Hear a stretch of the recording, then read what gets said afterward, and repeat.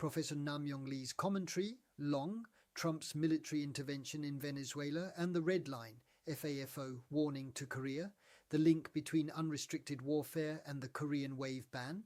On January 4, 2026, the Trump administration's military intervention in Venezuela was FAFO, fuck around and find out.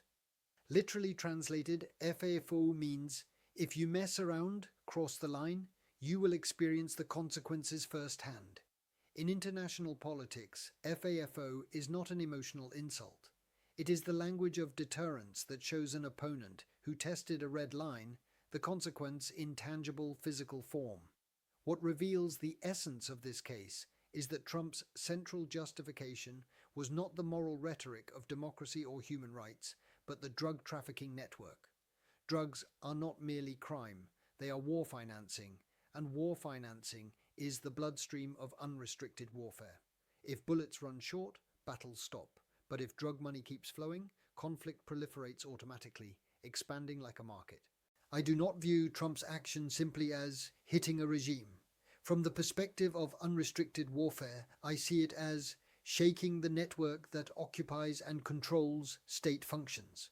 I then bring this logic to East Asia to warn how the Korean wave ban, Xianhanling, a non-military coercive instrument, has shaken Korea and how it could be repeated in the future. In short, Venezuela's drug network and Korea's Korean wave ban look different on the surface, but both are classic forms of unrestricted warfare. They seize state functions as leverage and destabilize the target through those functions. The Korean wave ban is an unofficial restriction by China that, even without a formal document, tightens the gates of licensing, programming, and distribution to impose de facto limits on Korean culture, entertainment, content, tourism, advertising, and games. Unrestricted warfare is a method developed by China from the late 1990s that blurs the boundaries between war and peace and between military and non-military means to subdue a state. The core is not territorial occupation, but functional occupation. Here, functions refer to the operating system that keeps a country running: policing, justice, finance, logistics, media, culture, technology, and diplomatic credit. Drug trafficking is the cash flow that enables such functional occupation. It is an underground supply chain in which production, manufacturing, transport, transshipment, wholesale, retail, money laundering, armed protection, and political cover form a single value chain. Once it surpasses a certain scale, the state ceases to govern through taxation, policing, and justice, and is reduced to an empty shell that merely stamps paperwork.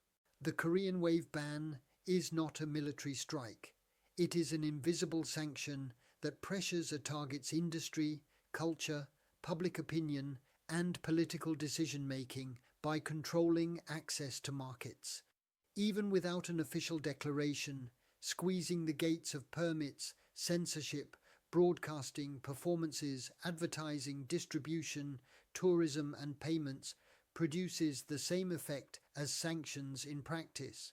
In other words, the Korean wave ban is an instrument of unrestricted warfare that takes culture and tourism as functions hostage. The FAFO red line mechanism operates through four elements. 1. Define a line that must not be crossed. 2. Prepare enforcement measures that can be executed immediately once crossed. 3. Frame a justification that third parties can accept. And 4. Conclude with containment, blocking the network to prevent recurrence. Trump invoked drugs not for morality, but for enforcement convenience. Drugs are a trigger that bundles military, law enforcement, finance, diplomacy, and sanctions into a single package that can be deployed at once. The scale of the battlefield becomes visible in statistics. Unrestricted warfare reveals its reality in numbers. Globally, as of 2023, about 316 million people used drugs in the previous year.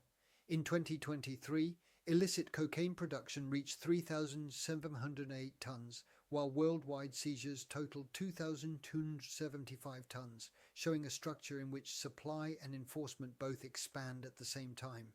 The number of cocaine users rose from 17 million in 2013 to 25 million in 2023. These figures mean that drugs are not a localized crime but a global industry. In the United States, drug overdose deaths in 2023 were estimated at roughly 110,000, and provisional numbers suggest they fell into the 80,000 range in 2024. Opioid-related deaths are also estimated to have declined from about 83,000 in 2023 to about 54,000 in 2024. The decline offers hope, but the absolute level itself is a wartime-scale social loss. Korea is not a safe zone either. Based on 2024 enforcement figures, drug offenders reached 23,022, indicating that a 20,000-plus structure is beginning to take hold. At that point, drugs must be elevated from a public order issue to an issue of economic security and national credit. This is the triangular link of drugs, corruption, collapse of state functions. The essence of the drug war is not the drug itself, but the structure of relationships. First, a state remains alive as long as political power cracks down on drugs. But once drug money is used, the state begins to rot. Drug funds translate into campaign financing, loyalty purchasing, organizational capture, manipulation of public opinion, and outsourced violence. Politics shifts from competition over policy to competition over money, and legitimacy is maintained not by votes but by cash and fear. Second, when the military, police, and intelligence services fuse with drug networks, the supply chain becomes state-guaranteed logistics. Checkpoints turn into toll booths, and crackdowns become tools to eliminate competitors. State violence mutates from protecting citizens to protecting the market. Third, once money laundering channels open, crime enters the institutional interior. When cash becomes assets, crime contaminates the legal economy and takes root. Therefore, the critical task is not catching people, but closing the gate where dirty money becomes legal. This is the leverage structure of Korean wave ban gatekeeping control pressure on policy decisions. The Korean wave ban shrinks an opponent's decision space without firing a shot. The shock that China-origin tourism and cultural restrictions inflicted on Korea can be seen in numbers. During the third dispute period, 2016-2017, the number of Chinese visitors to Korea is repeatedly cited as plunging from about 8 million in 2016 to about 4.17 million in 2017. Because Chinese visitors accounted for a large share of inbound tourism, and because duty-free sales were highly dependent on them, specific industries were shaken immediately by a single act of gate control. In the same context, the decline in Chinese visitors from January to September 2017 is estimated at about 3.3 million, and assessments have suggested sales losses on the order of 7 trillion won. What matters here is not the tourism count itself, but the functional vulnerability implied by the count. Tourism, duty-free, distribution, content, advertising, and payments may look like private industries, but in moments of diplomatic tension, they become social stability functions that transmit shocks directly into national credit, employment, regional economies, and public sentiment. That is why the Korean wave ban is not cultural policy, but an instrument of unrestricted warfare. This is the shared grammar of network targeting. Just as Trump's FAFO targets not a regime but a network, the Korean wave ban targets not a government but an industry ecosystem network.